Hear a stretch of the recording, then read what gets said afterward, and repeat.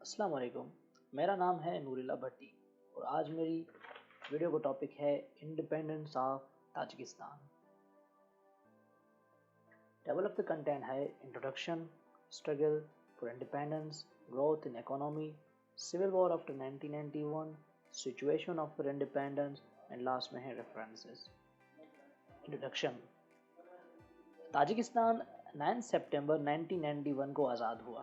اس کی آزادی کا بڑا کارن اس کی غربت تھی، کیونکہ اس ایریا میں بہت زیادہ تیزی سے پاپولیشن بڑھ رہی تھی۔ اسی وجہ سے پاپولیشن کے حساب سے اتنے ریسورسز اور اکانومی اویلیبل نہیں تھی۔ اس کے ساتھ ساتھ اس کی ایریا، اس کی جو ٹیریٹری ہے وہ بالکل کم تھی، اور پاپولیشن جو گروتھ ریٹ تھا وہ بہت ہی زیادہ تھا۔ اس وجہ سے لوگوں میں غربت زیادہ پیدا ہو گئی۔ Struggle of independence.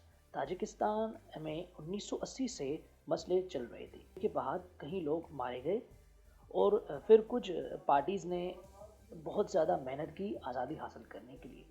1990 کے جو دنگے فساد تھے وہ اسی وجہ سے ہوئے کہ کیونکہ یہ چاہتے تھے کہ یہ یو ایس ایس آر سے الگ ہو، کیونکہ یو ایس ایس آر ان کو اپنی پوری جو ریسورسز ہیں وہ نہیں دے پا رہے تھے۔ جب دنگے فساد ہوئے ان میں سے بہت زیادہ تعداد میں عام شہری اور عام لوگ مارے گئے۔ وہ یہ ہوا کہ 3 ایسے گروپ تھے، 2 کمیونسٹ گروپ تھے اور ایک اسلامک گروپ تھا۔ انہوں نے لوگوں کو حقوق دینے کے لیے کچھ اسٹرگلز کی، اور اسی وجہ سے ان اسٹرگل کے دوران بہت زیادہ دنگے فساد ہوتے رہے۔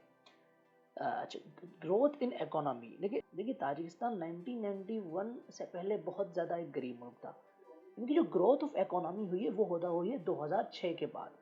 انڈیپینڈنس کے فوراً بعد ان میں ایک سول وار چھڑ گئی تھی، جس کا بیانہ میں نیکسٹ سلائیڈ میں دوں گا۔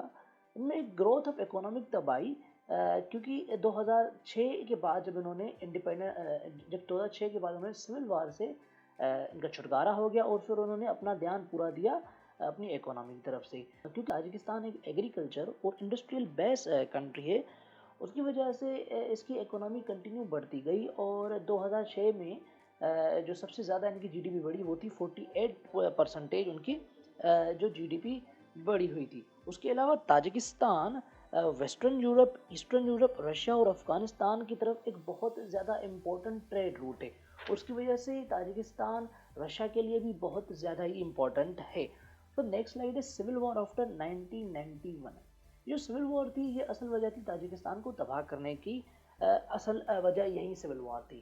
1980 میں رحمن نیبیوف نے پارلیمنٹ الیکشن جیتے اور اپوزیشن نے الیکشن کو ماننے سے انکار کر دیا۔ 1992 میں تاجکستان کے اندر نیبیوف اور اسلامک ریڈیکلزم کے بیچ سول وار شروع ہو گئی۔ دنگے فساد نے پورے ملک میں بہت نقصان کیا اور بہت سارے سرکاری عمارتوں کو بھی توڑ گئے۔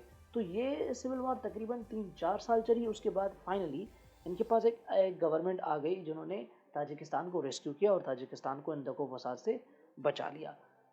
Condition after independence. دیکھیے تاجکستان میں بہت سال یہ سول وار چلی۔ سول وار کے بعد تاجکستان کے اوپر بہت زیادہ یو ایس اے کا قرضہ بڑھ گیا۔ تاجکستان میں لوگوں کے رہنے کا طریقہ بالکل چینج تھا، اسپیشلی وومین اور چلڈرن، کیونکہ ایک غربت کی زندگی تھی، اکانومی بالکل زیادہ کم تھی، اور اوپر سے وہ بہت ہی زیادہ قرضی ہو گئے تھے یو ایس اے کا۔